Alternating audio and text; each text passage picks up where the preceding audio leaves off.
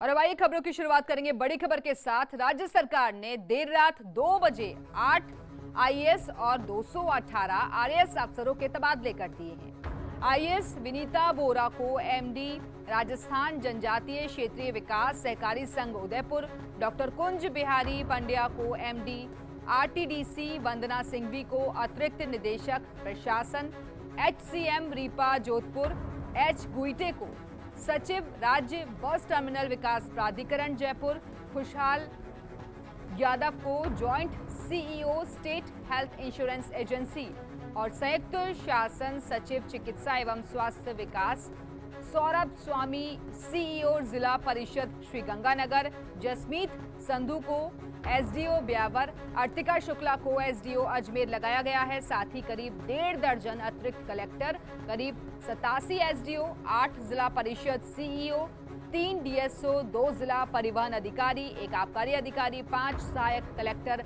बदल दिए गए हैं। वहीं 16 एपीओ आरएएस अधिकारियों को पोस्टिंग दी गई है।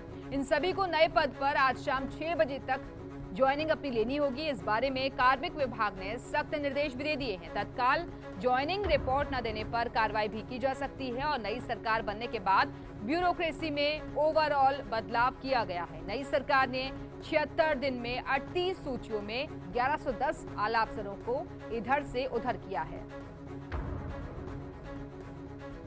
तो ब्यूरोक्रेसी में देर रात एक बार फिर से बड़ा प्रशासनिक फेरबदल देखने को मिला है, जहां 76 दिन के भीतर ही 38 सूचियों के जरिए 1110 आला अफसरों को इधर से उधर किया गया है। ये बड़ा फेरबदल हुआ है।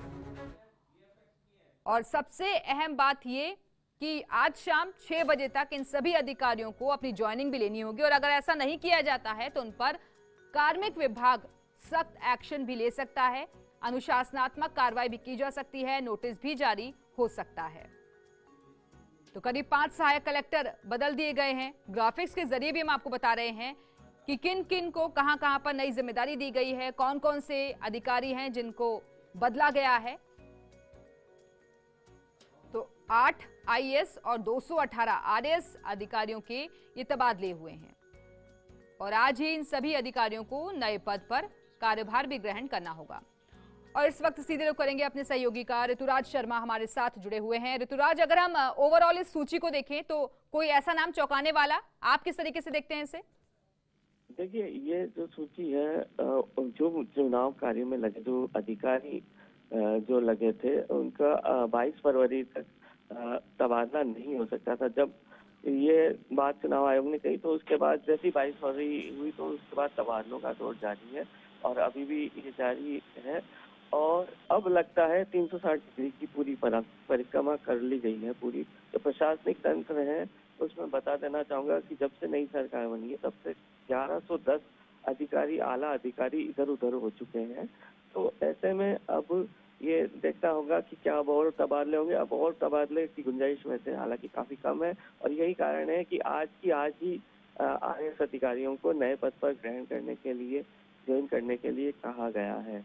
जो इसमें जो तबादले जो किए गए हैं उसमें जो पिछले जो बाकी रह गए थे, संशोधन कुछ किया जाना था, उनको समाहित किया गया है इन तबादलों में। और कार्मिक के जो विभिन्न सेक्शंस हैं कार्मिक विभाग के, उसको भरने की कोशिश की गई है। कुछ अन्य विभागों के संयुक्त सचिव पद पर, डीएस पद पर इनकी कोशिश की गई है। और जो बड़ा बदलाव है वो जाहिर बात है कि उपखंड अधिकारी स्तर पर किए गए हैं। करीब 87 के आसपास उपखंड अधिकारी बदले गए हैं, कलेक्टर बदले गए हैं। ये सभी चुनाव कार्य से जुड़े अधिकारी हैं। और अब जो चुनाव कार्य से जुड़ा जो रिक्त पद का मसला है वो काफी हद तक हल हो गया है। और अब चुनाव कार्य से जुड़े अधिकारियों लेकिन ऋतुराज, इसमें कई नाम ऐसे भी हैं जिनका पहले भी 2 या 2 से ज्यादा सूची में नाम भी रह चुका है, ऐसे भी कई अधिकारी हैं।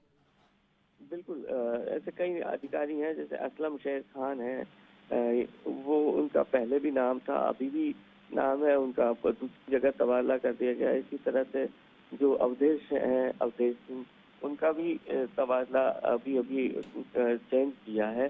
पिछली सूची में ही इनका नाम था, अब वो वापस कार्मिक विभाग लौटे हैं। हालांकि कार्मिक विभाग में उनका सेक्शन अलग है, अब वो वहाँ भूमिका निभाते हुए दिखेंगे। जय सिंह का हाल ही में कार्मिक विभाग में हुआ था, लेकिन कार्मिक विभाग में ही दूसरी जगह उनका सेक्शन चेंज हो गया है।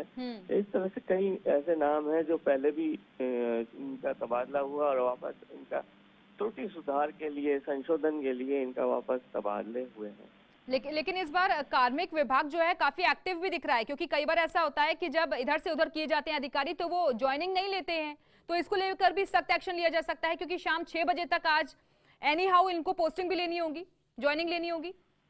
बिल्कुल, ज्वाइनिंग के लिए शाम 6 बजे तक का समय दिया गया है, लेकिन सवाल यह भी उठता है कि यदि दूर दराज के इलाके से कोई ज्वाइनिंग के लिए आएगा तो वो एकदम अचानक से कैसे आएगा, जबकि देर रात करीब 1:30 बजे लिस्ट जारी हुई है। इससे पूर्व अधिकारियों को सूचना भी नहीं थी और अधिकारी बार बार टकटकी लगाए देख रहे थे, फर्स्ट इंडिया की ओर मुंह ताक रहे थे। लेकिन ये बड़ा सवाल है, क्योंकि बीकानेर से यदि जयपुर ट्रांसफर हुआ है या और कहीं जगह ट्रांसफर हुआ है तो वो कैसे ज्वाइन करेगा। हालांकि जो अभी इसमें जो ट्रांसफर मुख्य तौर पर हुए हैं वो ऐसे ट्रांसफर बहुत कम है जो बहुत दूरी के हैं, लेकिन फिर भी जब समान दूरी में भी इसमें काफी देर लग सकती है और आज ज्वाइन करना सबसे ज्यादा मुश्किल काम होगा। चलिए, शुक्रिया आपका ऋतुराज।